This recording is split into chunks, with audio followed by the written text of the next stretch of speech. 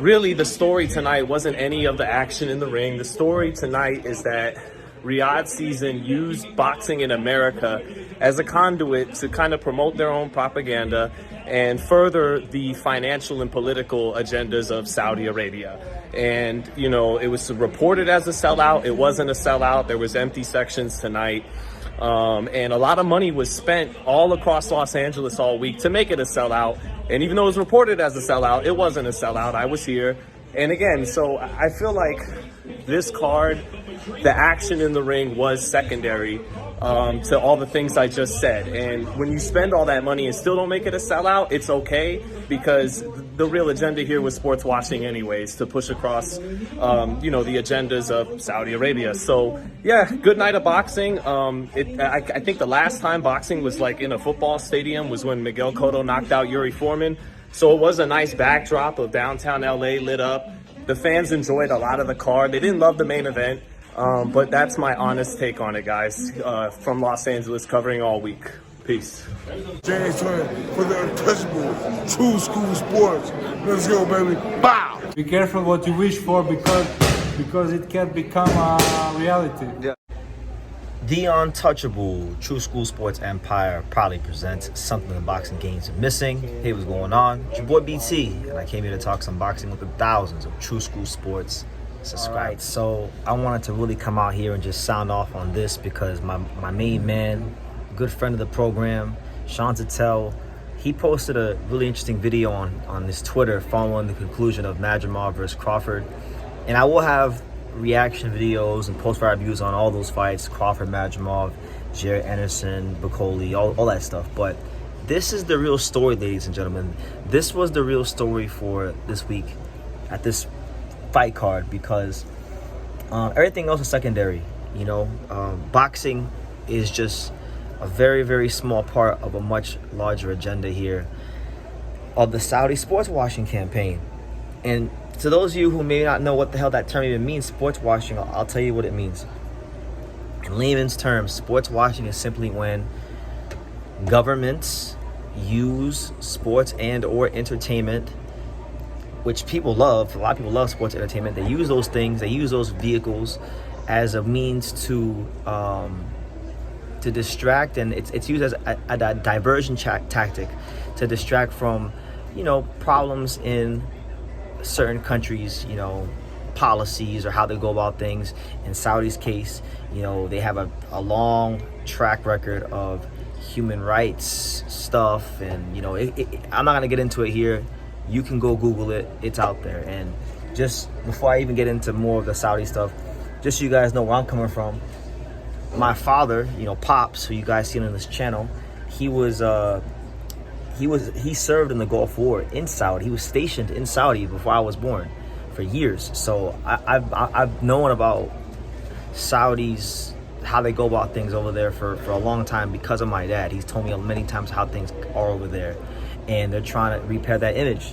So that's what this is all about. This is not about this Saudi and Turkey al-Sheikh. This is not about them trying to make the best fights. This is not about them being here for the long-term good of boxing. This is about them trying to repair their country's image. That's why, for those of you who couldn't make it out to the BMO stadium for the fight, that's why when you got to the stadium, the first thing they give you is it's not a program of Crawford versus Madrimov. It's not anything related to the fight, but it's literally a brochure that says visit Saudi, and it has a list of all the things you can do over there, and hotels and events, and that's what this is about, right? So why am I talking about this? Why is this such a big deal? Because this has ramifications not just on boxing long term, but it has ramifications in the world. And you guys can go Google certain things. There's things out there like, you know, you can go Google up Saudi's human rights campaign. You can go Google up like Agenda 2030 in the United Nations, and you'll start to learn why this is a big deal, because it all ties in. It's all part of a greater agenda. Boxing is just a small piece of the Saudis' plan to sports wash and repair the image of their country, rehab that, you know? So how does this affect boxing long term? It's a great question, because you know, right now nobody's thinking long term. The problem with boxing and people is that they don't think long term.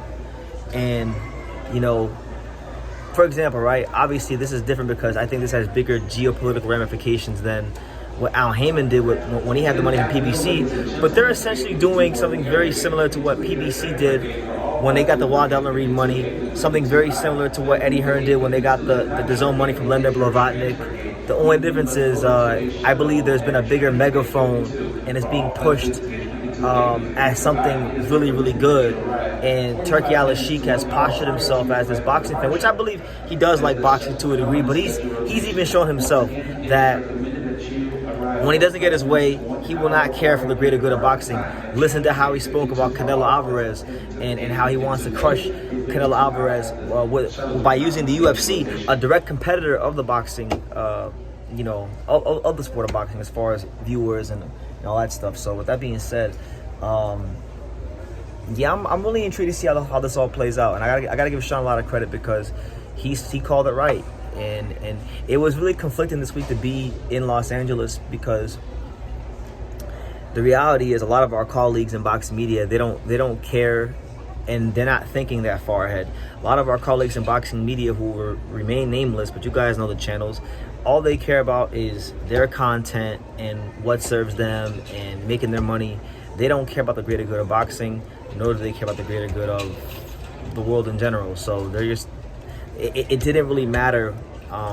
All this I'm talking about didn't matter until it affected them getting their videos or them getting their interviews and things like that. So it's just, it was a really weird fight week. And then to cap it all off, and this is just like the fights, this was also secondary to the main thing, which was, you know, the sports washing and the Saudis being on American soil and all that kind of stuff.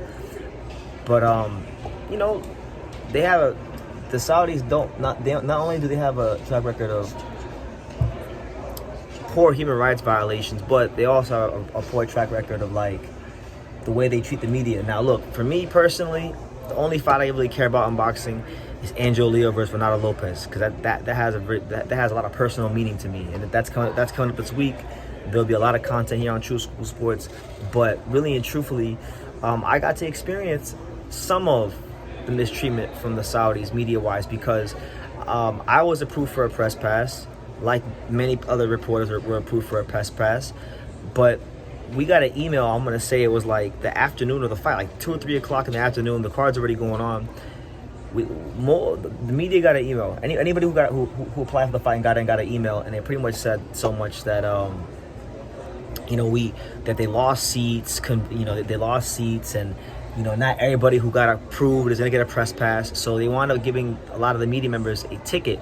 But see, the thing is, when you give media members a ticket, you can't bring your computer in, and you can't bring certain things in. You can't bring your backpack in. So it really does mess with the reporters' workflow and how they go about things. And that happened to me, right? And I'm not salty about it. I still had a great time. I got to meet a lot of boxing fans. I got to hang out with beautiful women. It was great. You know, I got to see a good card. It was a good card. I enjoyed the boxing. But while I could enjoy the boxing and acknowledge that it's a good card, and still acknowledge what the big picture is here. The big picture here. And guys, remember, Sean said it first on Twitter, and it's going viral right now on Twitter. I'm saying it now after, here on YouTube. The greater agenda of boxing by the Saudis is not to make the best fights. You're going to say I'm being a hater. I may get insulted, but time will be the best revealer of all. I'm telling you guys. Give it, in 2024? Let's give it 6 years. Revisit this video in 6 years, and if the Saudis are still going strong and they're still making these kind of fights like Usyk, Fury, and Better Be a Bivol, then I'll shut the hell up. But I have a strong inclination that that's not part of the plan. That's not part of the agenda because of how I've seen Turkey move, the way things were handled, and just seeing the fact that their main agenda is to not turn over a profit. And look, if you're not turning over a profit, then what are you in the boxing business for? It's not to make the best fights, because their agenda is to promote their country, rehabilitate the image of their country, which has a long track record of, you know, negativity, which is, you can Google it, you can research it. It's not for me to get into here because this is YouTube. I'll probably get flagged, who knows. But yeah, that's the real story. I just wanted to bring it to people's attention. Y'all let me know what you think in the comments down below. I'm not gonna ever cover a Riyadh season card again, so it doesn't matter if they see this and they get mad.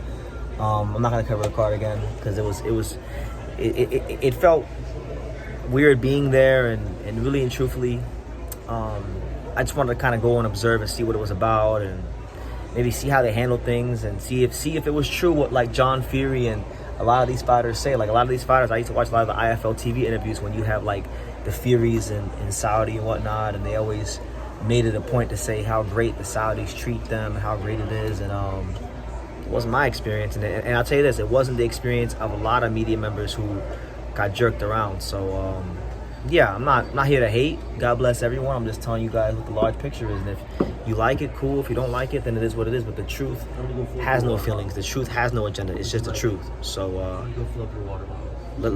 just give it some time. Don't get mad at me now. Just give it some time, and in 6 years, come back to this video. Take care. Let me go ahead and add this. So all these promoters like Bob Arum, Oscar De La Hoya, Eddie Hearn that are working directly with Turki Al-Sheikh, they are hilarious because they spent all these years not working with each other just to bend over backwards for him, right?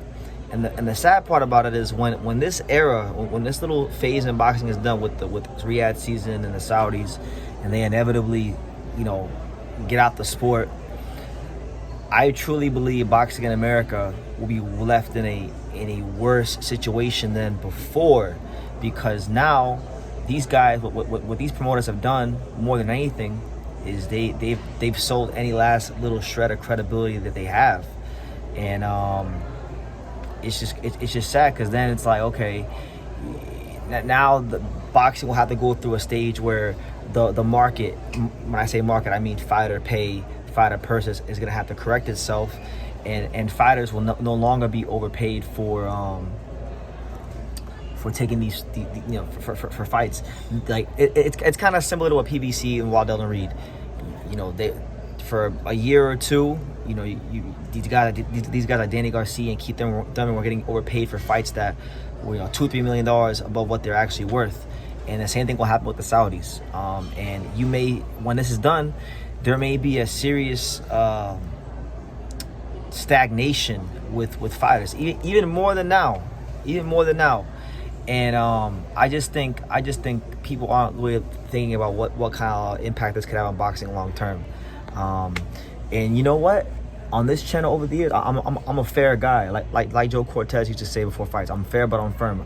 I'm not a hater. If I believe somebody's kind of in the right or is in the right, I will give them the just due. Al Heyman is the only American promoter, major promoter, that has not directly went along the Saudis. Yes, he allowed Isaac Cruz and Isaac Cruz and Rav Valenzuela and these kind of guys to fight on the card, but he's not directly working with Turki Al-Sheikh.